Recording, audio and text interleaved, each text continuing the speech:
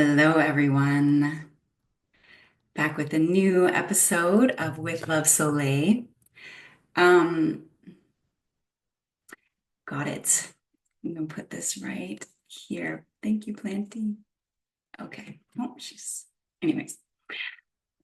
Yes. So today, one of the topics that I talk about often that I feel like a lot of people really resonate with is this idea of kind of being the black sheep of your family, and specifically how to sort of transform yourself to transcend the black sheep archetype from black sheep to the goat, if you will. I also like to kind of see it as going from black sheep to the golden child. And y'all have heard me talk about this plenty, probably. But I feel like it's a massive theme in the collective consciousness right now because there are so many of us who are sort of uprooting the final pieces of what it means to be the black sheep and how we reflect that truth in our family and how that means that we relate to the world in general, and how to not take the sort of um, being the outlier or being different in your family as a bad thing in any capacity. Because you have to think about it this way, if you're, for those who I'm speaking to, who them being the black sheep usually means they're like doing the work to collapse generational programming and ancestral tendencies and the work that was not done by, say, their parents or those who came before them in their lineage. That does mean that those who came before them in their lineage are going to sort of witness you taking these actions and doing things differently. And what it will do initially often is sort of trigger their subconscious, like innate knowing that they should probably be doing certain things too, that you're collapsing the sort of undesirable tendencies that they probably gave to you in some way or passed forward by not collapsing these things within themselves.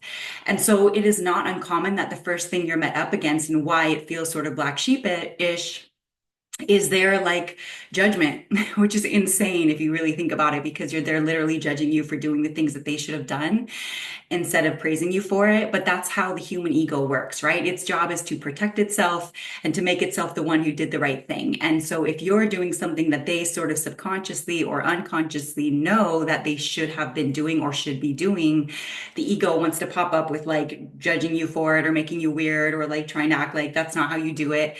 And you just have to be willing to endure that sort of judgment. And the truth is that it prepares you for the judgment of the world, because anything you're collapsing within your own familial lines, you're ultimately collapsing within the lines of humanity. And any tendencies that exist in your own familial lines probably also exist in other familial lines and or in sort of the lineage that runs through society. So those of us who are like really collapsing the old paradigm by way of our own lives and by way of our own lineage means that not only are we going to get it from within, the judgment and the like looking at us funny and the side eyes and the making fun of, but that's just the sort of microcosm to the macro. That's the world at large that's going to be like judgment and making fun of and like looking at you like you're weird. So you have to really own just being different.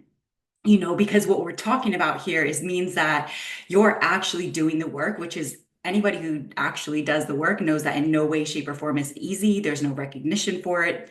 You maybe feel better and clearer and lighter, and that's kind of the reward, if you will. And on some level, foundationally, that you're like shifting the timeline of humanity, which is quite rewarding if you can give yourself that like pat on the back. But ultimately, in day to day, it's not easy. It's not the easy path. That's why there's one in the family who does it, and the one in the family who doesn't often becomes the black sheep, because the rest of the family is like, you know, going to be in their ego around it because they haven't collapsed the parts of their ego that allow them to get to that level of themselves. So what you meet up against constantly, both in your own family and in society at large, is ego ultimately, because, a lot of the work that we're doing is transcending the ego. I like transcending or sort of integrating the ego rather than killing it, because I don't think you can really kill your ego. I think the key is where you're like recognizing your own person and self, and you're not stuck in kind of the me my phase that the narcissist and others like that kind of stay in, where it's just everything is an extension of them instead of there being a them and then like 8 billion other thems and an entire reality that like is both a mirror of them and also like intimately connected to all things everywhere. So you recognize self and you know self and you honor self in that capacity, and you let there be more than to this than just you. Even what you do, even the work that you're doing, it's bigger than just you. It's not just for you and for your parents, so that when you guys all move on, it's like you have lighter spirits and brighter aura. Like, no, it's not. It's literally and specifically right now, those of us who are very much doing this work are transcending from the black sheeps of society to the goats, to the greatest of all times, to the golden children of humanity. And if you have to remind yourself that because it's daunting and it's grueling. And when you're up with your family and they just like, you're like, I'm literally doing this for you in a way, because when you transcend the energetics of your own low vibrational, ancestral, and generational tendencies, you also uplift your family. Like, you can actually see the like subtle energetic shifts within your family and within each one of them individually. So the work that you do is literally like uplifting everybody, and the same people you're uplifting will be the ones to like look down on you, which is where it gets like really like humbling, if you will.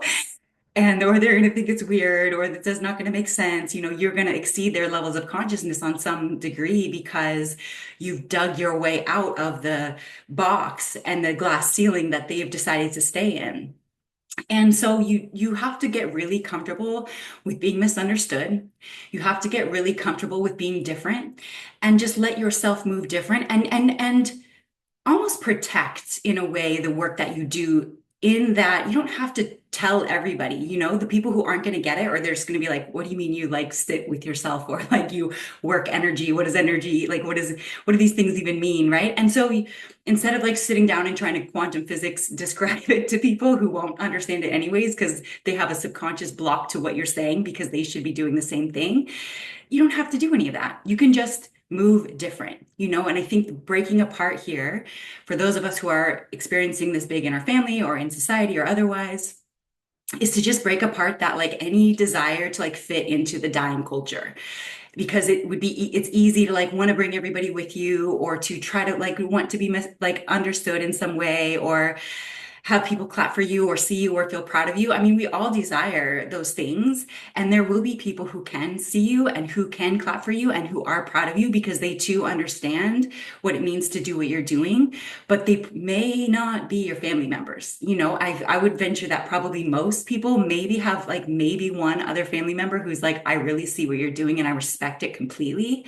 And I know that it benefits me too.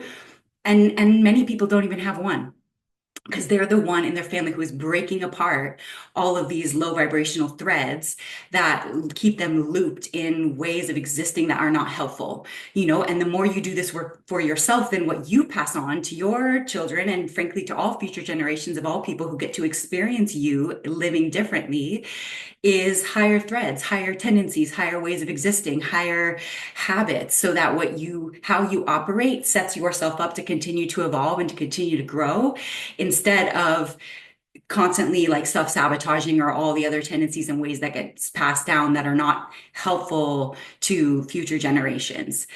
So this is all giving you permission to like be different, be fully different, and not need to fit back into the paradigm that you're frankly like dusting off by transcending it in this way, and to not kind of even straddle the worlds if you don't want to. I think in times there's a time and a place to exist in both. And the truth of the matter is we all exist in the matrix reality because we live in this world. And unless you live in a cave, you're going to interact with it in some way. And so that's plenty, because when you interact from a high vibrational space versus low vibrational narcissistic tendencies or energy vampiric tendencies, you're bringing the change and shift just by being who you are. And so you will already straddle the worlds by existing in the world at large and not living in a cave and being who you are. And so there's this permission and this grace and this like, I'm going to move different vibe, that those who are like, can you tell me like what's different about you? Then maybe you'll have the conversation. But unless someone inquires, it almost feels like kind of that, like there's it can feel to those who are very like internally resistant to doing the work, kind of like when you get up into the religious programming and people are kind of imposing their religion on you and you're like, bro, I don't even want to hear that. Like I have no that there's no space in my energy for that. That's literally how those who are actively not doing the work are going to feel about seeing your progress and witnessing your development and watching you, out with your just like hammer and shovel, like really getting at it. And so so it's not even worth it. It's literally a waste of your own energy. And then it almost materializes their resistance in a way, because then all they're going to come up with is like why they feel good about why they're not doing it, instead of like any openness towards like recognition of what more they could be doing. So don't waste your breath is like really what I'm saying here. The energy that you're putting into and the momentum that you're gaining by doing all of this and transcending black sheep to goat to golden child of humanity is like more than enough for everyone. And frankly, the explanations are kind of tired and played out because intellectualizing it doesn't even do it justice anyways. So if you're going to sit down and talk to somebody who has no experiential experience of it, and can only intellectualize it, it's like telling someone to read a book on meditation. Right? People always talk to me as a meditation teacher. Which book should I read? I'm like, bro, you just got to sit down and do it because books are great. And I'm never going to tell you not to read, but some things are experiential, and one of those things is doing the work and understanding the reward of doing the work and understanding what value you bring to society. That's quite different than the average person by way of having done the work. But I can't say that to someone who doesn't understand what I'm saying. And I don't spend my time doing that. I work with y'all because I know y'all get it and you're doing this, you're on the same timeline. And there are those of us who are, and collectively, we are massively important right now and we are massively powerful more than we realize. And a lot of us are still kind of like in the like kind of final uprooting of familial tendencies and or simply how we relate to our family and what we expect from them or what we desire from the sort of family cohort that we came in with. um and collapsing like any expectation around their joining you in your like floating ship. You have to let that go and just trust their path. And on some level there's this massive non-attachment to your like family of origin in terms of how much they understand you or come with you or are proud of you or can relate to you or anything else, because there will be those who do understand you and can come with you and are proud of you, but they may not be in your family of origin. They're often going to be the people you find along the way that can meet you at your point of attraction, your vibration.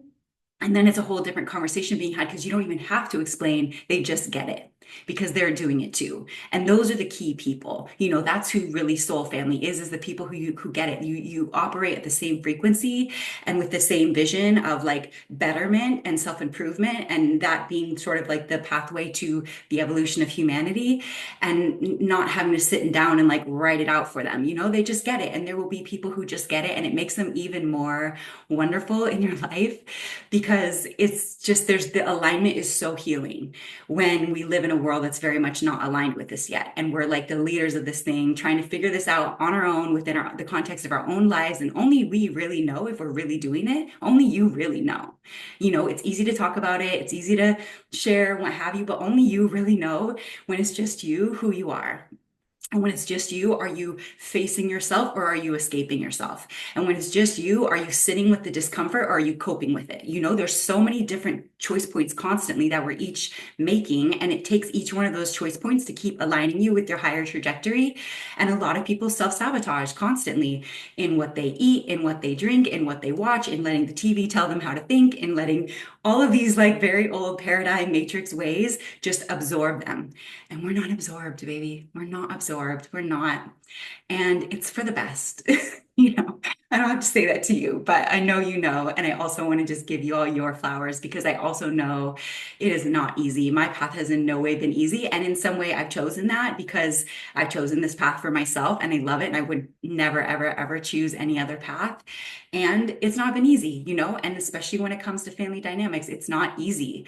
Being the black sheep, it's not always fun. You feel so misunderstood. They gossip and talk and have all these stories that they come up with, and it's like, I don't even know how you came up with that. It's so far from reality, but like, do you, boo? Whatever they need to make you the villain, the bad guy, the black sheep, the weird one, they might be something might be wrong with them, like literally because you're collapsing their tendencies. Like that's how real it gets, and how much you have to just kind of laugh off and brush off their judgments and keep going and stay steady in the space that you know that what you're doing is absolutely necessary for your own evolution, for their evolution, and for the evolution of humanity. So I'm going to leave it there today. Just that was on my heart. And I've had a lot of people kind of sharing this same experience with me. And I too am in a place where I'm uprooting some sort of deep level ancestral and generational type themes for in my life. So I'm like, let me get on here and just talk you guys through this and confirm and share, and from my own experience that this is happening. And I really do believe we're kind of like in the like meme of the guy that's like hacking away in the tunnel, and like right on the other side of this small like gap, there's like diamonds, and there's like one pathway where he turns around there and the other pathway where he just keeps going and he gets to the diamonds. Like I do think we're right there. You're so close. And it's usually when you get so close that you're like freaking exhausted, you're tired, you're over it. Like the guy doesn't want to do that much more work. He doesn't know, obviously, the diamonds are there, but he's tired, you know? So rest, self-care, take care of yourself, confirm yourself, let life confirm you because it always is and will. And keep going because there's no other option just to keep hacking away. And when you need to sit down and have some water, like definitely do that, have a little snack, but don't stop. Do not stop. We're so close to a massive shift, which is being reflected, I think, in the Matrix being so like hoorah right now, so much happening in the Matrix that I feel like it's parallels our work and shifts that we're making in the quantum to reclaim power and to reclaim like what it means to be a human and to reclaim the timeline of humanity so that the future people will be able to watch videos and talk like this in just a very normal way. We're normalizing this thing, but it has to be awkward and weird and uncomfortable before it gets normalized.